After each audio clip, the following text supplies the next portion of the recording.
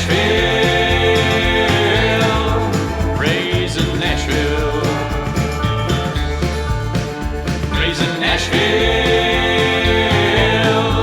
raising Nashville. Welcome to Raising Nashville. I'm Bucky.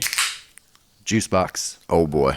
And often on this show, we bring to you subject matter that we want to talk about, and we try to keep it as relative as we possibly can. But this week we want to kind of bring something to light that was, it became a news story in February, and it really involves potentially all three of us, but our children as well. Sure. And so in February, the Boy Scouts of America filed for bankruptcy. And that is one of, I'm not sure about you guys. I haven't really thought about the Boy Scouts in a long time, you know. Sure. Full disclosure, I wasn't in Boy Scouts as a kid, so I had friends that were, but... And I have a kid that is currently going through Scouts, the Scouts program. He's 10 and he's in regular Boy Scouts at this point. Yeah, and I have a strong dislike for the Scouts. Okay, so this is going to be an interesting show today. Yeah, so anyway, that's what kind of brought it up to, or like I said, that's what brought it back into my mind, is them filing for bankruptcy. I was like, man, that's crazy. How are they filing for bankruptcy? You read further into the headline, it's like sexual abuse scandals that are like bankrupting them. There's so many that are piling on now that it's kind of like with the Catholic Church or whatever, you know. Sure. It's like once they got the ball rolling, so many more people got the courage to come forward and say things. And as a complete nonprofit, I mean, obviously they're already not really making money, or I'll get into that later, kind of possibly smudging numbers to make it all even out. But in February, when that news story broke, there were already 300 sex abuse lawsuits against the Boy Scouts. And they figured that they're not going to win, the majority of them. So they might as well, I guess, fold up and file for bankruptcy.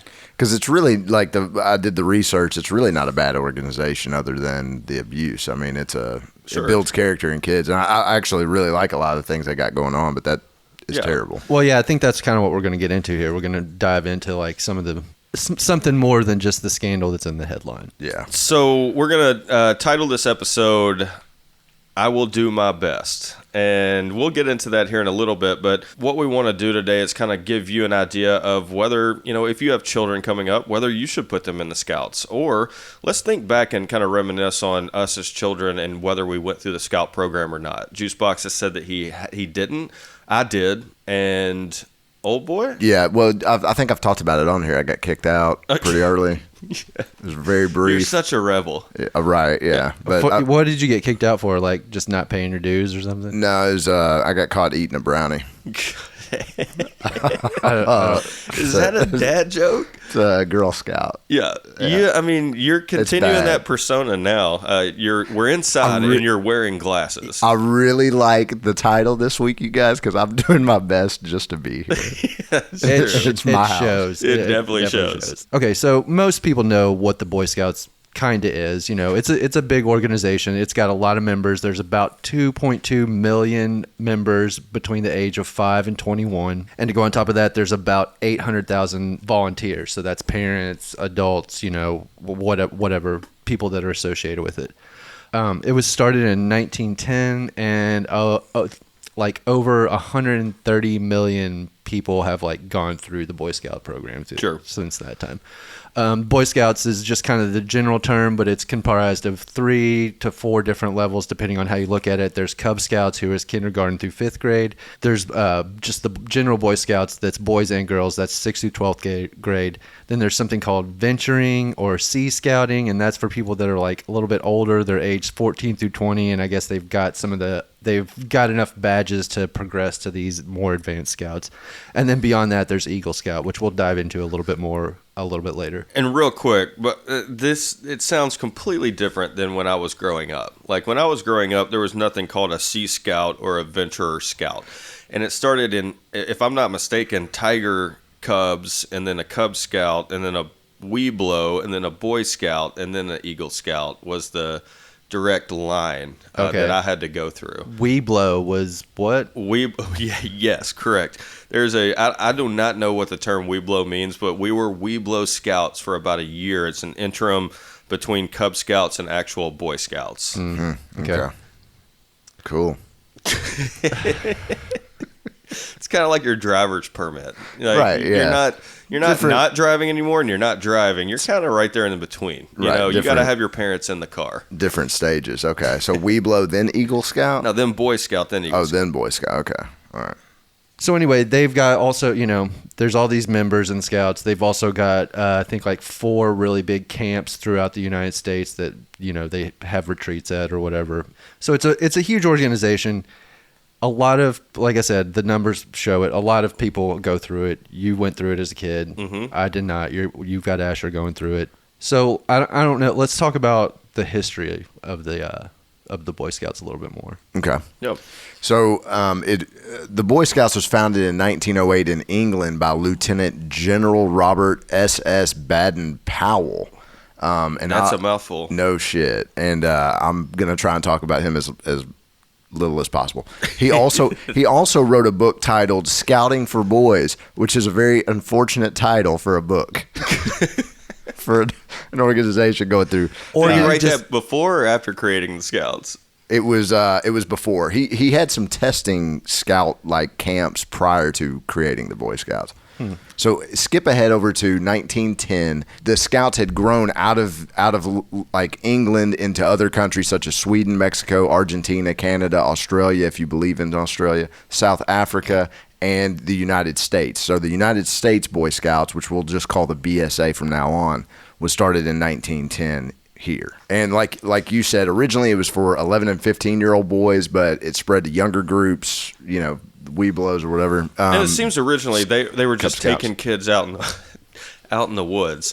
I don't want to say that, but they're teaching them to camp, teaching them to harvest their own things. Skills. Yeah, Yeah. Survivalist skills, basically. It promotes outdoor living. So this General Pat, I didn't want to bring him up again, but that guy, he had fought in the war. He was very outdoorsy, and it's how to live as a scout. So camping is a huge part of it. Sure. In the United States, it was created by this guy named Boyce. I'm just going to call him Boyce. And he was a newspaper magnate, okay? So legend has it, which I spent way too much time on this legend. Legend has it he was in London in the 1909, let's say. Okay. And it was he got lost in a foggy street in London, and this Boy Scout found him and took him to his destination, wouldn't accept a tip, and said it was his civic duty. And W.D. Boyce was like, oh my gosh, this kid's amazing. Like, and Wait, the he kid's helped like, him find his way home in some fog in a town? in a town he was, yeah, because he's an American newspaperman. Well, okay? Bucky, this is pre-cell phone. Yeah, Okay, yeah. You got to keep reminding me that. Right, foggy This street sounds in like the London. original Uber. Boy Scout finds him, takes him to his destination, doesn't take a tip. And the W.D. Boyce is like, this is astounding. What organization is this? And he gives him all the information. He goes to the organization, meets the general, comes back to America and starts his own, okay? I wrote a whole page about this fucking legend just to find out it's not true. The real story is he was in London, wasn't foggy.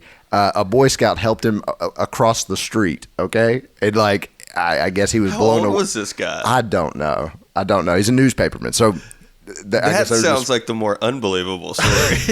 he's a newspaperman. I'm going to bring him. Boyce plays a role in a lot of this story. So anyway, he comes back to America and starts it up, and he takes all the ideas. He takes Scouting for Boys, the book, and envelops that into their bylaws and all that, the Sure. oath and everything else. So that's 1910 is when it starts here. I went into a deep rabbit hole about the newspaper guy because Let's talk about that because it's not hard to go down a rabbit hole, and I did the same thing. Well, so everybody's heard of William Randolph Hearst, who is also a newspaperman, and he started his own scouts to compete with this motherfucker, man. Really? There Yeah. was 2 scouts. Yeah, and it lasted till 1918. Dude, there's tons of scouting groups. So when it became a thing, it was a big deal.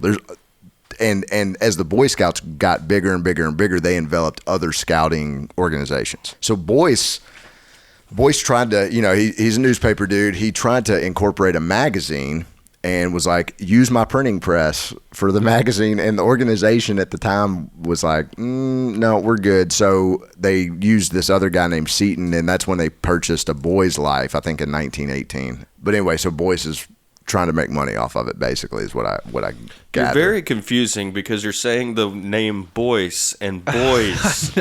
All right. So in 1915 is when they acquired Boy's Life. Oh, no, I'm sorry, 1913. And then W.D. Boyce forms another Boy Scout league called the Lone Scouts of America, and he becomes chief totem.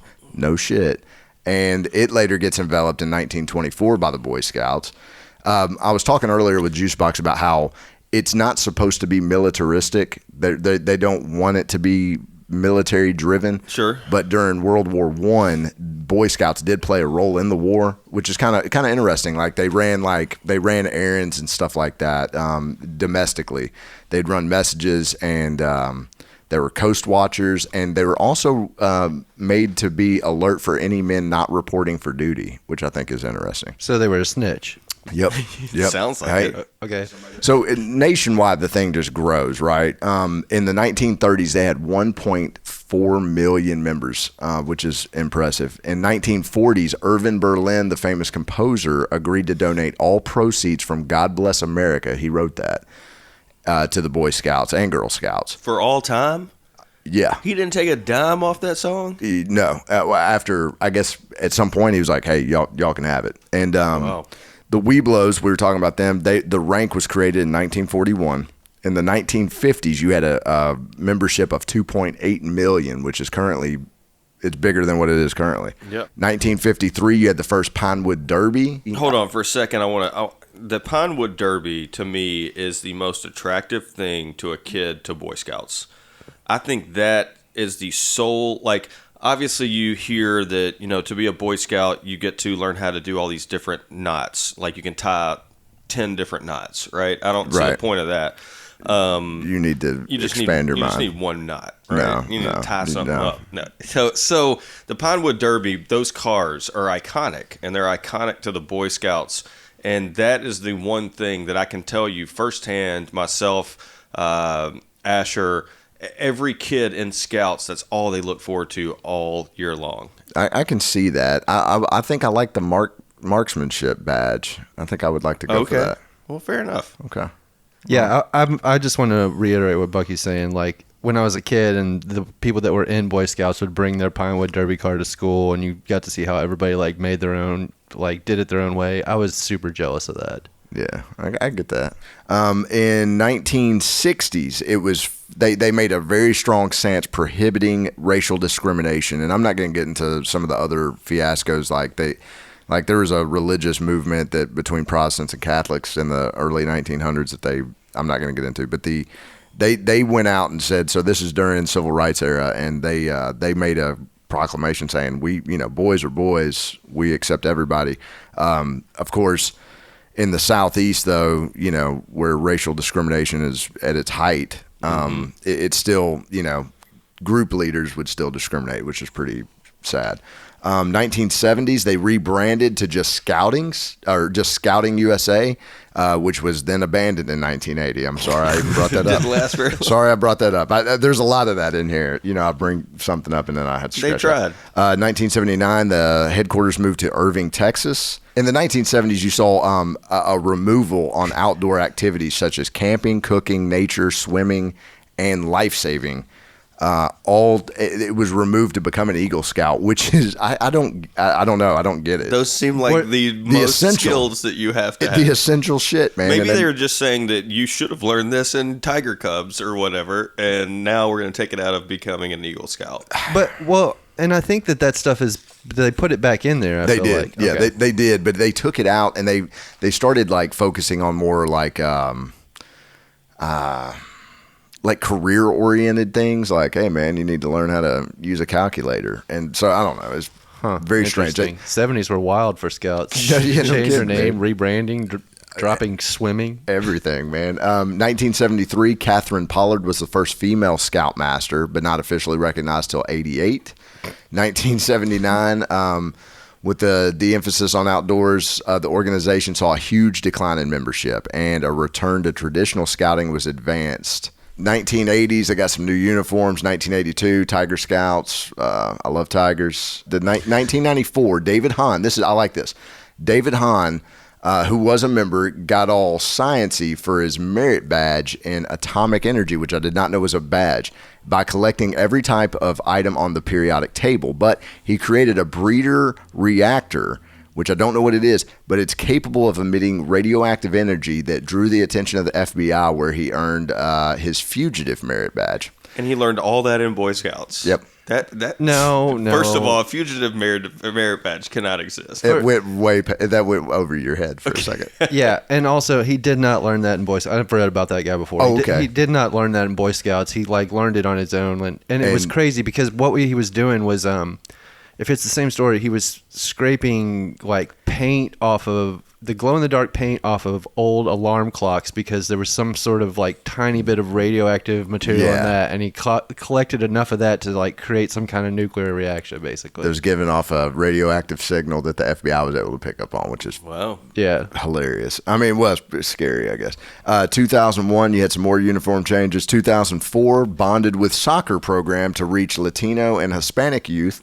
2013, vote to lift ban on openly gay members. But Scoutmaster still could not be a part of the team. 2014, first openly gay Eagle Scout. 2015, removed ban on gay adults, except religiously sponsored groups. I guess they still have the right to discriminate. 2017, girls allowed in Cub Scouts. Still have Scouts. the right to discriminate. It's a funny way to word that. 2018, programs introduced to older girls for older girls. 2019, girls can become Eagle Scouts now.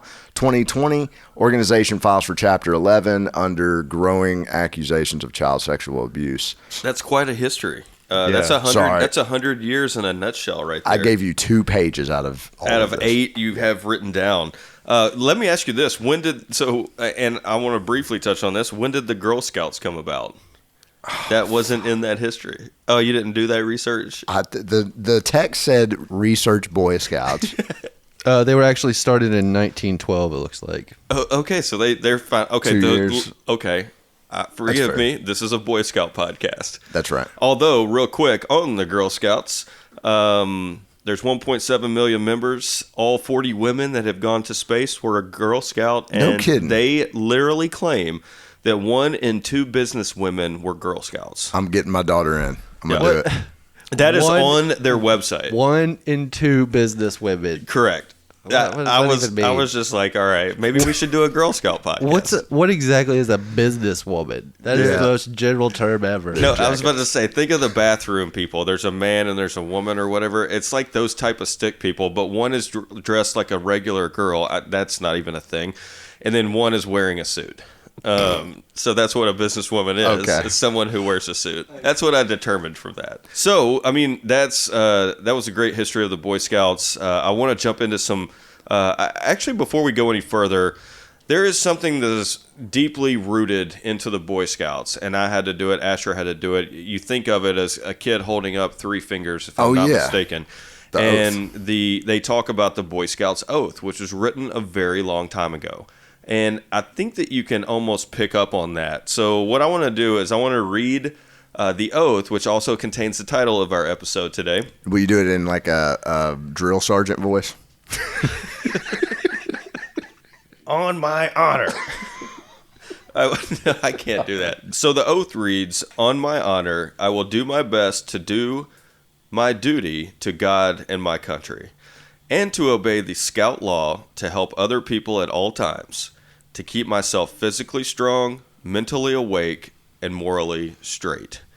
To me, that sounds like what like when you see those movies where people getting off the boat and they're just handing them duffel bags. No, I was going to say rifles to fight in the war. Yeah. It sounds like that is exactly what they had to recite, and then they got a rifle, and then they went off to the war. I gotcha. When you see that. I have an issue kind of with this oath. Specifically the title of our episode and the first line.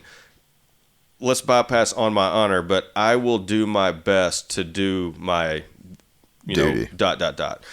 I will do my best. I honestly hate that. And I know that, not everybody is equal. And this is going to go back to, this is opinionated Bucky here, but everybody is a different person, right? Not everybody can do something. But if you're a scout, I think it should read, I will do my duty. I will do my best to do my duty. Like that is teaching kids at a young age that it's okay to be average. I see what you're saying. Okay, so you're kind of Yoda right now. You're saying do or do not. There is no try. See, that's exactly it. That is not the way I interpreted that at all. The way I interpret it is you're doing your best at all times. Yeah. Like at all times, no matter what you're doing your best. Yeah. I'm gonna give it my all. It might not be better than JoJo over here, but I'm gonna do my best. Yeah, exactly. So I will do everything I can. Yes. I might not be the fastest or the strongest person, but I'm going to put forth all the muscles I have, or I'm going to move as quick as I can, or that might not be the best example, but I'm going to be the fastest I can be. Okay, you guys have somewhat changed my mind, which rarely happens on this podcast when we talk through things.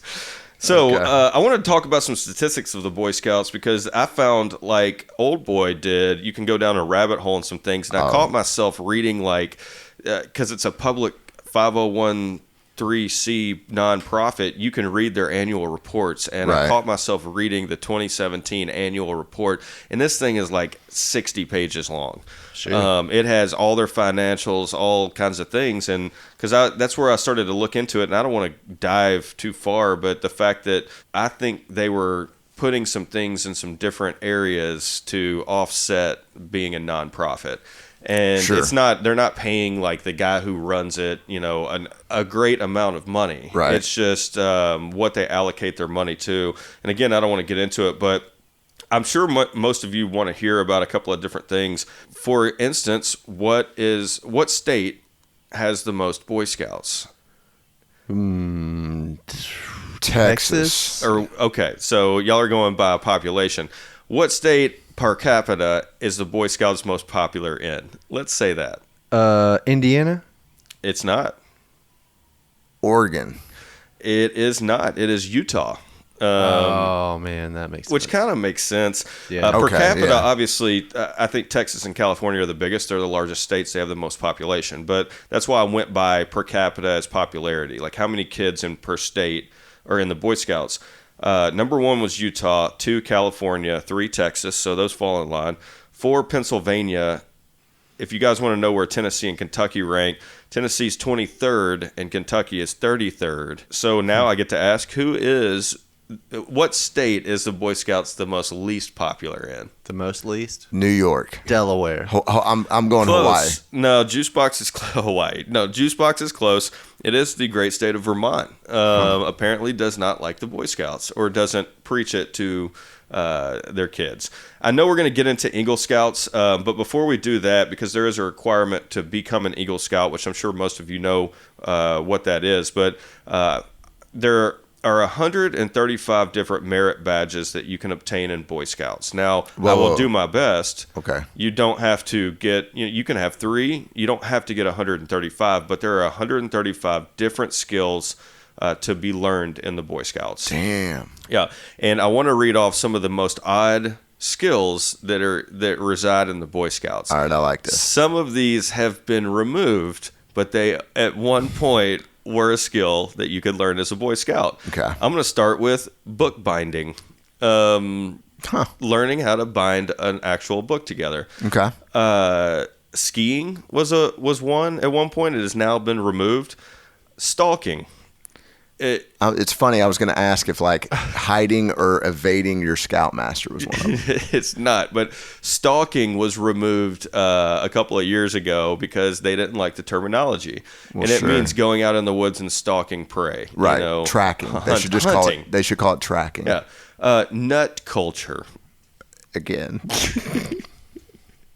learning the culture of nuts. Not good. And then Old Boy touched on this earlier in regards to some of the changes, but this one has recently been removed as well. Consumer buying.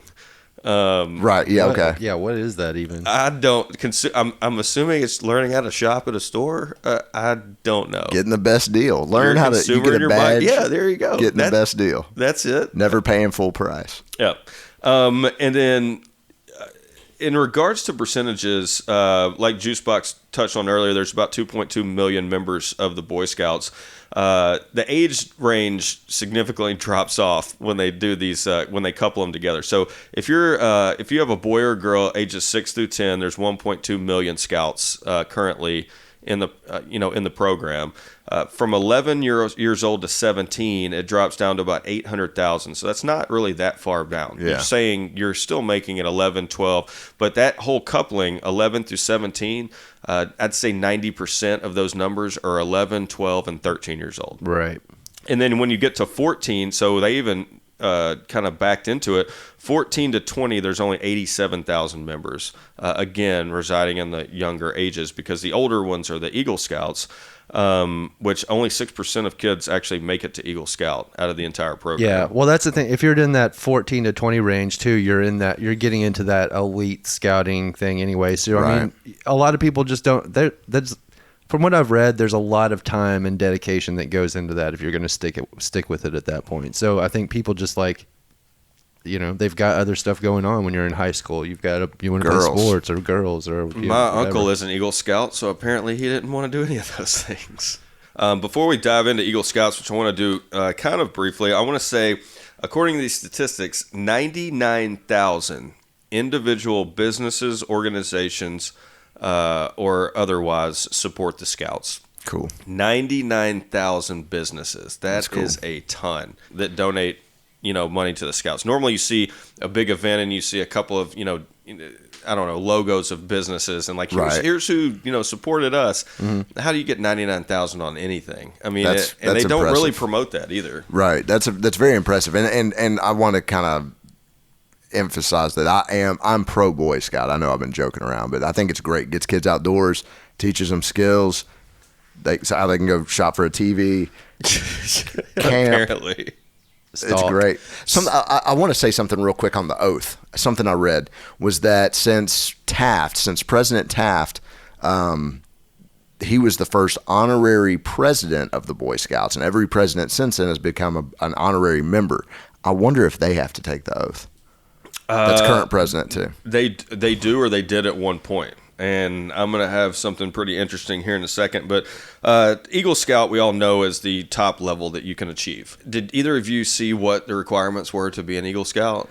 Yeah, I looked into it a little bit because that's one of the things I wanted to talk about, and maybe we can segue into it. Like some of the Old Boy kind of touched on it there too. Like there is a lot of good things about the Scouts. Like it sucks that it's become tainted, but. Yeah.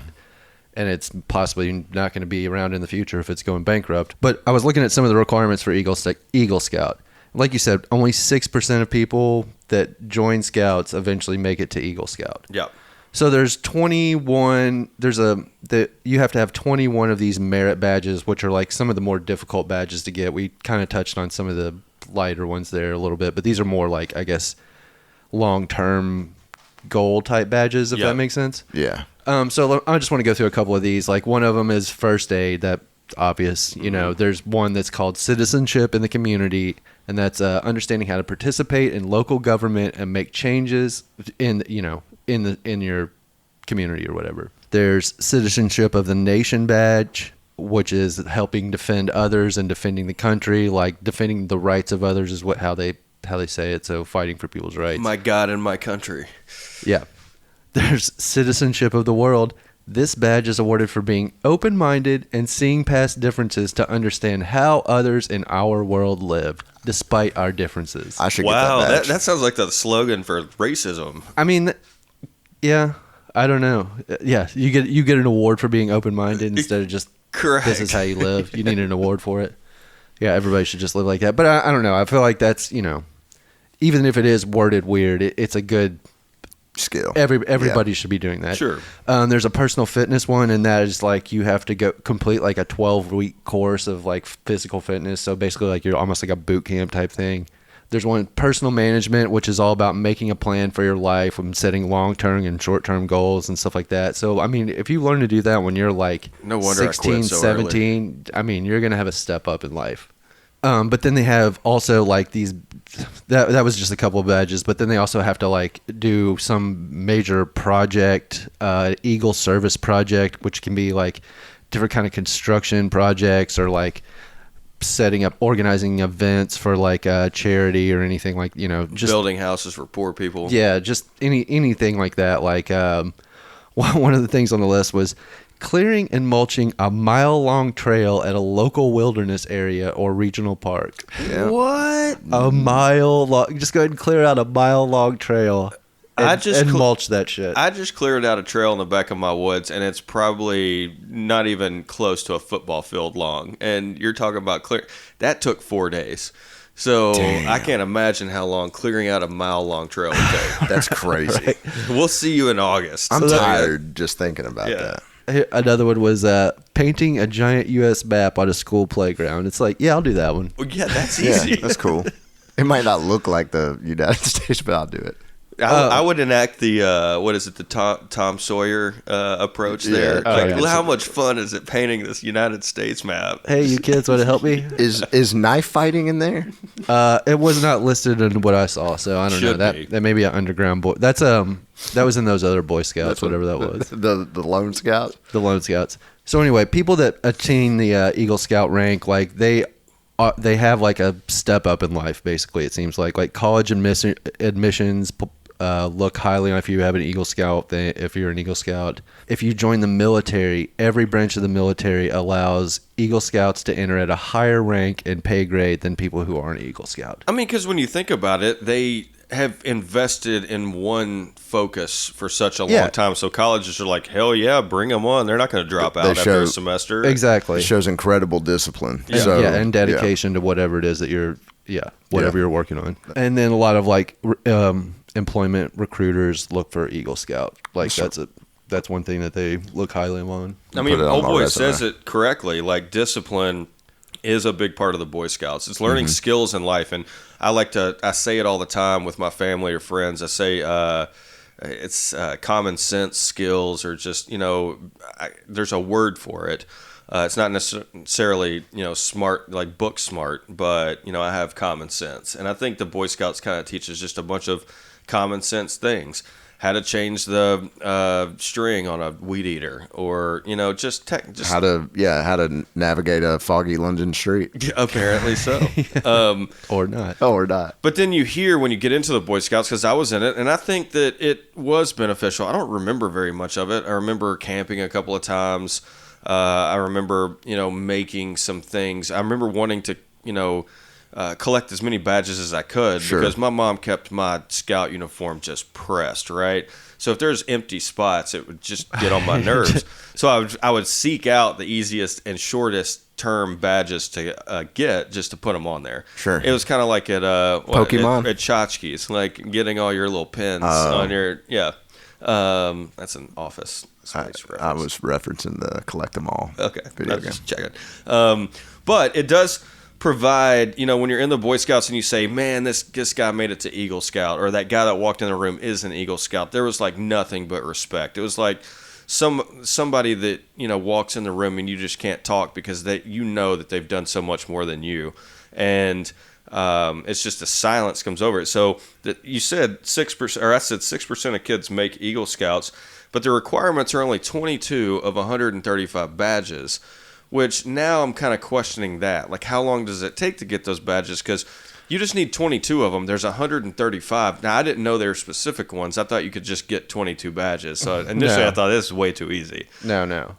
So you were probably close. And that's a minimum of like, those are the specific things. And like I said, like the personal fitness one, that's a 12-week like Commitment. yeah, that's like a 12-week boot camp that you have to put yourself through. So I mean, And clearing out a mile in the woods, I mean, that's probably a year. We're not necessarily here to say you should put your kid in Boy Scouts or Girl Scouts, or, this is what we did. We just wanted to kind of talk about it, because a lot of people, I think, are blind to the fact. Like I said earlier, people think the boxcar derby and all of that. Like some people see that and say, "Oh, that is Boy Scouts." And some people see the uniform. Some people the whole knot tying thing, but they don't see what actually goes into it. And it's gotten a bad light with all of these lawsuits.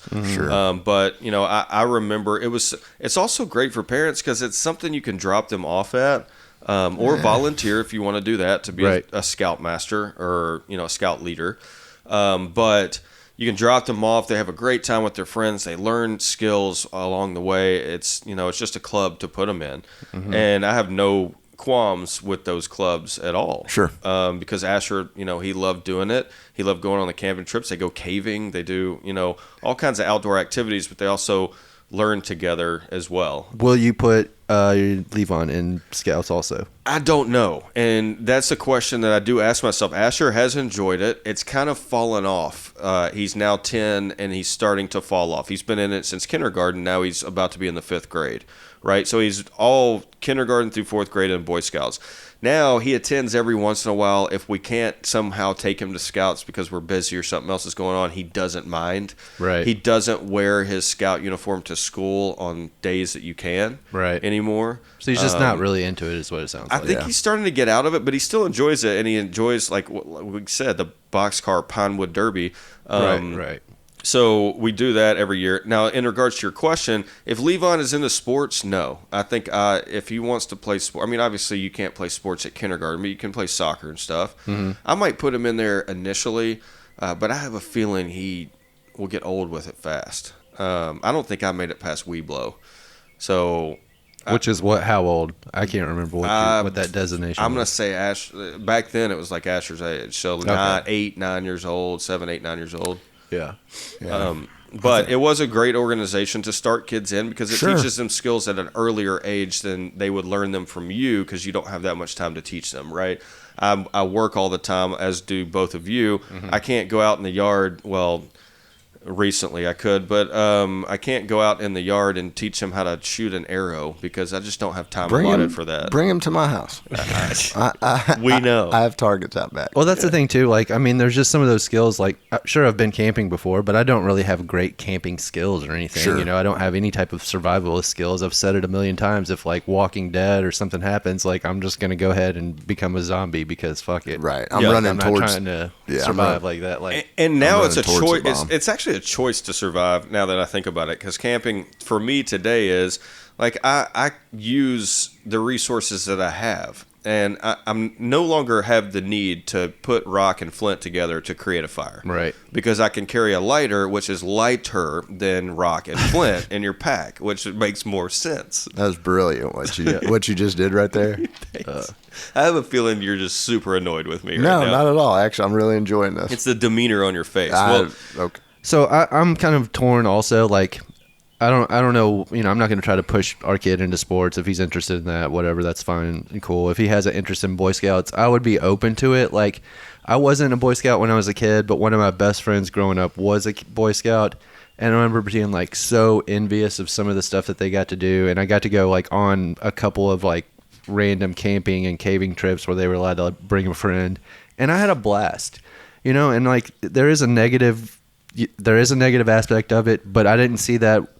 I don't think that was like, that's not going on in every single group. You know what I'm saying? Like, there's some bad apples, and it's unfortunate if they're going to spoil this whole thing because, like you said, it's teaching kids like how to be responsible, how to like learn camping skills or some basic survival skills, or just like thinking about making a checklist of all the stuff you're going to need if you're going camping. And I think it does a great service for a lot of kids. Absolutely. Sure. So I guess I would just I'm not going to force my kid into it, but if he ever like voices a desire to be a scout, I'll definitely look into it. Was there a specific reason that you weren't in Boy Scouts? Well, I asked my mom about that because she never wanted us to join Scouts for some reason. I wasn't really sure why. And I've talked about it before on this podcast, but we were Jehovah's Witness growing up, so I just assumed that it was some kind of religious thing or something because some Boy Scouts groups were affiliated with like other religions or whatever. Funded by churches, yeah. So I called her up when we were talking about this idea, and I was like, why weren't we allowed in Scouts? Was it something to do with religion? And she was like, well, that was kind of part of it, but I had just heard a lot of stories about them like touching kids. I was like, oh. And you're talking, snap. this is like that was 70s, in the 80s. early 80s. Yeah, well, yeah, I mean, I'm not that old. It was Sorry.